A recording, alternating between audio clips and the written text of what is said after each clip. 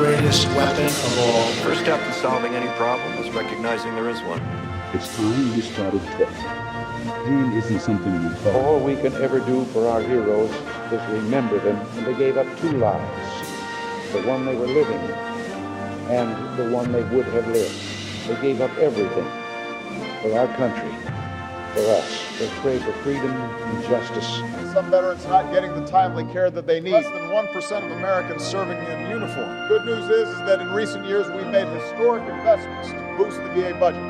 What is it? Why should we care? We should care about press freedom Because we were informed. In democratic societies, free, diverse, and pluralist media enable public debates and are essential checks You don't on look power. satisfied. Let's discuss.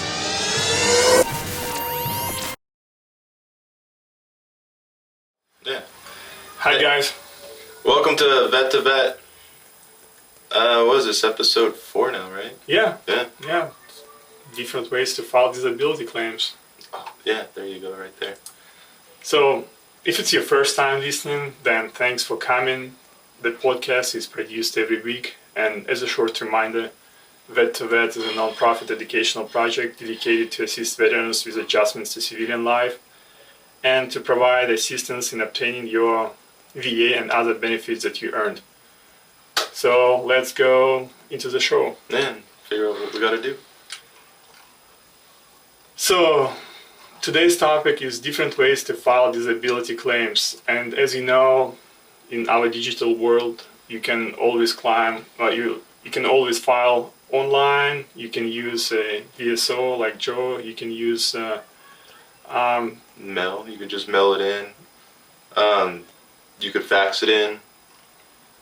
The main thing is that you want the VA regional office in your area to receive it. Yeah, definitely.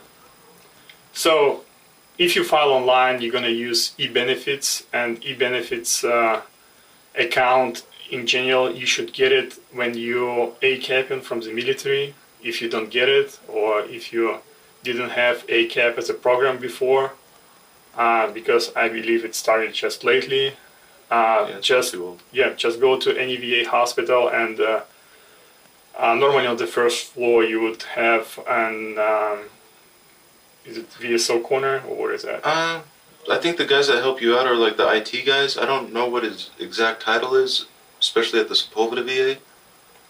But there's guys at the VA that could show you how to do it and sign you up, especially if you haven't done it before, if you're an older vet that hasn't gone to the VA in the last 20 years or 15 years. These guys could show you how to sign up. Also, you can complete and mail, like handwrite your claim and mail it from file it to any like regional VA office. Just find any VA, somebody who works at VA who can point you to the right direction. Yeah.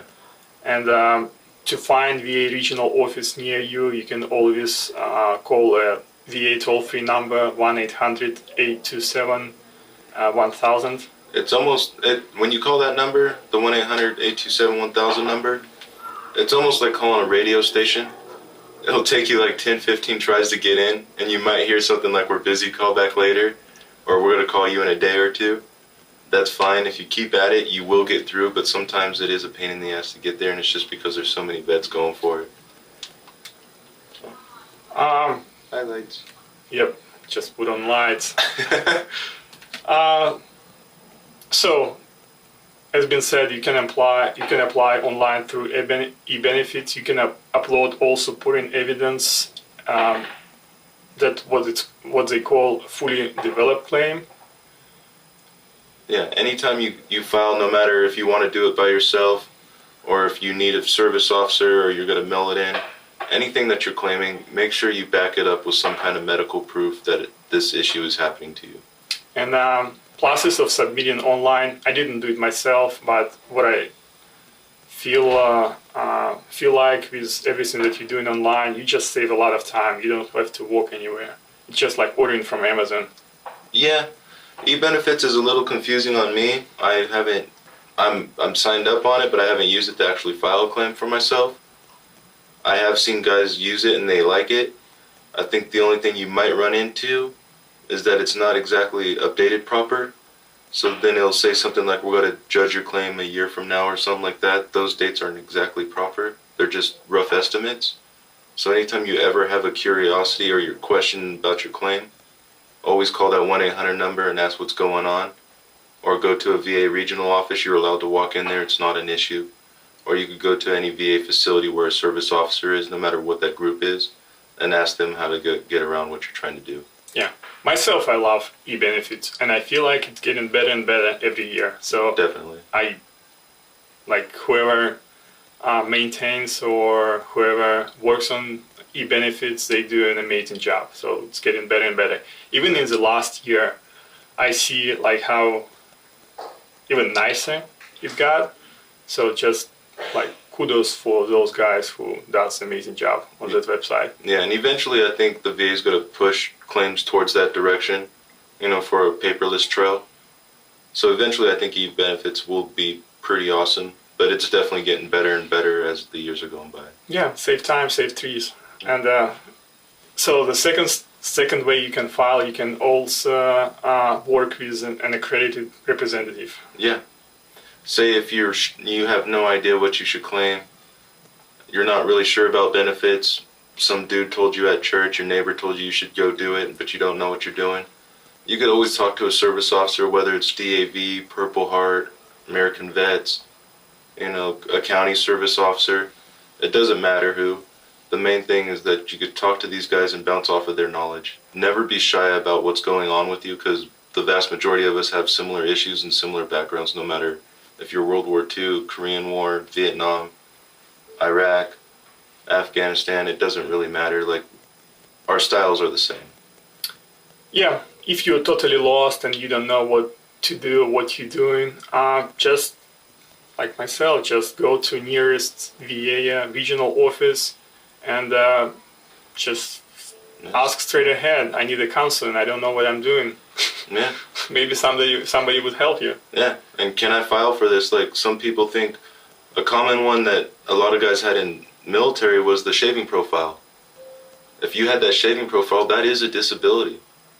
And so even though you don't think it's that big of a deal and it's surely not really handicapping your life in any way, it is a medical issue, and if it's recorded, you could go for it. So if you're not sure about things that you can claim because you think it's minor or not that big of a deal, talk to a service officer or hit up one of your buddies that service connected and ask. Yeah, and from my experience, even like at VA regional office or maybe at VA hospital, even a janitor would be able to point you to the right direction. Always helpful. I feel like those guys knows much better than any like new young doctors. That's absolutely true. The janitors, the mailmen, the cooks, they know what's going on with the VA and they know who's who. So, like I said, don't be shy about asking guys. If you see that older vet that's been around for a minute, he probably knows that system or probably knows that building better than anybody else. So hit him up and ask him. Most vets are not shy about telling you what they know. Yeah, and even like at least for LA, like if you go to not downtown LA, but like Long Beach? No, like main VA offices. West LA? West LA, yeah. That's where I go for all my treatments. So you'll always see like 5 vets lying in the front entrance. If you don't know local news, if you don't know what's going on in LA, just ask them, they will tell you. Yeah, and if you've ever been to West LA, it is a massive campus, and so it's very easy to get confused there. So another way you can file, you can always mail your claim by mail. And for that you would need VA form 21-4142. That form will allow the VA to pull records from any outside hospital. So like say you go to Kaiser, say you go to Facey's, say you go to like St. Joseph's or something like that, you don't really use the VA, that form will allow the VA to pull those records. If you're not really sure, you've been going there forever and you don't want the VA to look at everything you've ever done, you stubbed your toe in your garden, you don't really need them to see that, you could pull those records yourself. I do think if you pull your medical records yourself, it saves time on the VA and saves time on your claim in the overall. And you have that potential to cherry pick records you don't like them to see. Yeah, and sometimes also as a hint, so if you don't know how to find a form, that what I do myself, I might be wrong in some situations, but I would Google. Just put on Google VA form something and pull out the form that you find on the website, on the VA website. You would probably find another, maybe blogs like ours, or maybe YouTube channels, or maybe just website from different webs, but use always VA website. But you can always use Google as a first step. Yeah, Google works pretty decent for looking for the forms that you want to do. And when you do file your claim by mail, what you're trying to do, you want to go to the VA website and look up regional offices near you. They should give you an address and more than likely a phone number. Or, no, they probably won't give you a phone number, but they'll give you a fax number to that specific regional office, and make sure your claim goes there. At the end of the day, your claim has to get to a VA regional office. The hospitals don't count. The people at your college don't count. It's when the VA regional office receives that claim. What's the fax number for Janesville? Yeah, so like if you're on the West Coast or on the west side of the United States in general, a lot of people from the VA want you to fax your stuff to Janesville, Wisconsin. That is the same thing as the VA's regional office receiving it. Their fax number is 608-758-9400. And once you fax that, you'll get that generic confirmation that your fax went through. But if you wait 1 to 5 minutes after, you'll get another confirmation from Janesville saying that they received it with the number on it. Save that for your records, because then that shows your start date of your claim. So especially if you have like any major things where it comes down to like timing issues, faxing's a good way to get it there quickly without screwing up your dates. That number again is 608-758-9400, and it's the fax at Janesville, Wisconsin that will start your claim. Yeah, and also before you leave the military, in general, at least for myself, Army encourages you to use ACAP program, or what it's called, the pre-discharge program. And for myself, most of those steps were covered in ACAP. But the other thing is probably not a lot of people listen. Yeah. During those. Yeah, you're more trying to get out than worrying about all the other BS that might be there. And it's an easy work day. Yeah, definitely. Just show up for more information, that's it. Yeah. Done for the day. Yeah. But I still had to go to work after lunch. So, evidence. We touched a little bit on that, but you must always submit all the evidence, not all the evidence that would help your claim.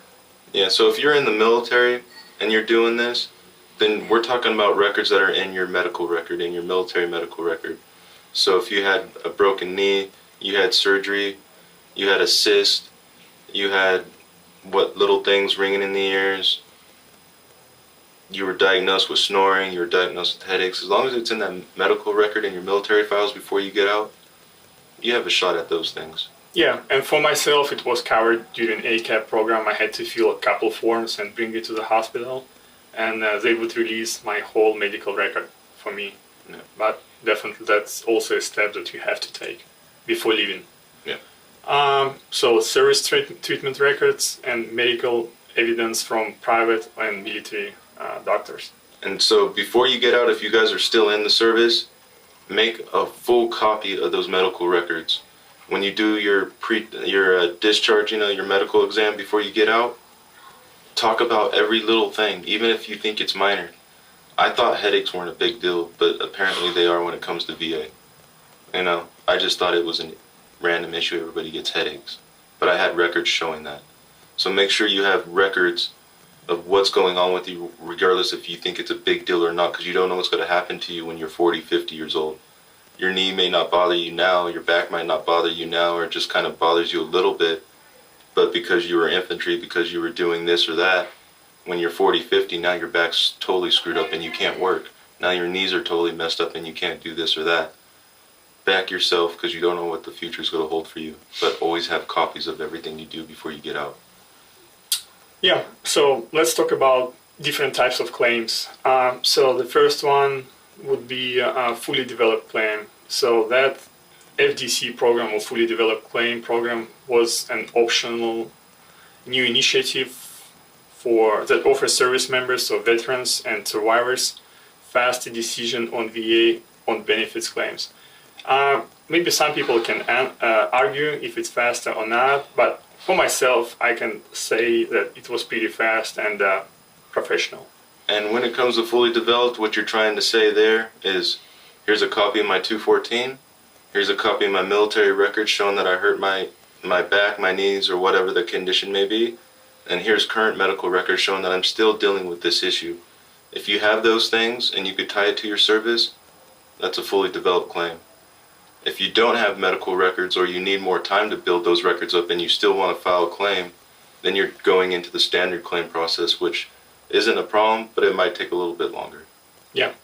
So, standard claim. Standard claim, VA is responsible for getting relevant records from any federal agencies or agency that you are adequately identify and authorize VA to obtain. Yeah. So pretty much you give permission to VA to obtain whatever is relevant to your condition. And make sure you tell the VA where you're going, because they're not going to figure out if you're going to Kaiser, if you're going to any outside doctor, unless you tell them. Yeah, so in general, VA will make every reasonable effort to obtain those records, but you can argue what does it mean, reasonable effort. Yeah, there is a duty to assist, but there is a part on your part to help the VA out getting those records, because at the end of the day, you're the one asking for benefits, not the VA. Yeah, that funny phrase, help us, help you, Yeah. in this case applies. Absolutely. So let's talk a little bit about forms that you're gonna need. So even before going into forms, don't be confused about a lot of digits into those forms. Just use Google and obtain them. If you do it yourself, definitely just ask VSO or any service representative, or like any representative. Yeah. So if you are going to do it yourself, there's a few forms you want to use. If you're still in the military, more than likely they're going to give you a VA Form 21526C, and that's the pre-discharge compensation claim.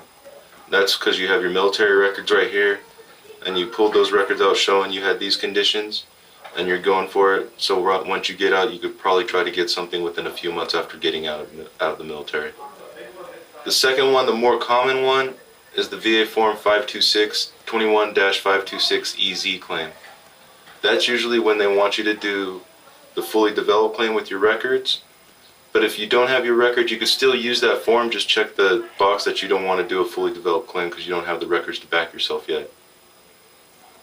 Yeah, myself, I did fully developed claim, and can be more happy about that, even though it took a lot of time, frustration. But it is what it is, but it worked well for me, and it wasn't as long as for some people that I saw complaining on internet forums. And trying to do when you file a disability claim with the VA, and certainly with the amount of number of documents they see and the amount of claims that are coming through, you're trying to get successful the first time around. You're really trying to avoid the appeals process completely. So if you got those records that can show there's just no doubt in your mind that this is due to my service and nothing else, go for the fully developed claim and do it that way. If you happen to get into the appeals or they deny you for whatever reason, you could still argue it. It's not a problem, but it'll just take a lot longer. Well, as for myself, I would also advocate to use a VSO. Myself, I'm not a VSO, he's a VSO. So, and why would I say that VSO is better? Because, sometimes VA statutes, regulations, and procedures can be complicated and are frequently revised, and definitely you're not going to be able to track them if you don't have some kind of deep law degree or maybe PhD in something that you like to work with the documents, so it might be complicated. So you can also lose part of all of your benefits that you're entitled if you don't understand exactly how rules work or how procedures work because you did something wrong. Yeah. And it's maybe never too late to refile, but it may be much more complicated later. Yeah. So don't lose your time, don't lose your money, just use somebody to represent yourself. So if you get money, you can always use an attorney, because they might be a little bit more savvy about law. If you don't have money and you happen to find a good VSO that might be much more competent than an attorney, or maybe just have a lot of experience in what he's doing. Yeah, because if you can use a service officer over an attorney, then go for it, because the service officer is not going to charge you. If you find a service officer that's charging you, that guy's full of it and he should be reported. Attorneys are allowed to charge you, but they're charging the appeals process, not the initial claim. But if you have a good service officer, they should have the same exact knowledge as any attorney. Yeah, and as for attorneys, major universities, at least here at LA, I know at least like Pepperdine got a program to assist veterans. So if you meet certain income limits, you can also ask for free legal service from those guys.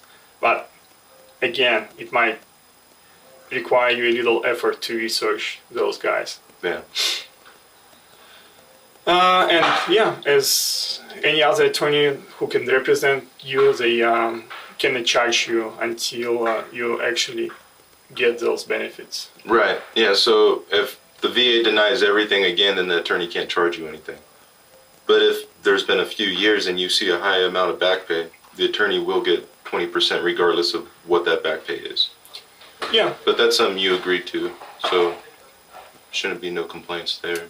And as always, sometimes some people would have an amazing experience with a VSO, some would have amazing experience with attorneys. That's the same way as you get experience with cars, doctors, or accountants.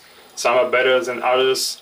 Some cities or like some places you would get better service from one doctor, from another city you would get worse service from them. Yeah, so when it comes to like service officers, the different groups, don't really matter that much. It's that individual that's helping you.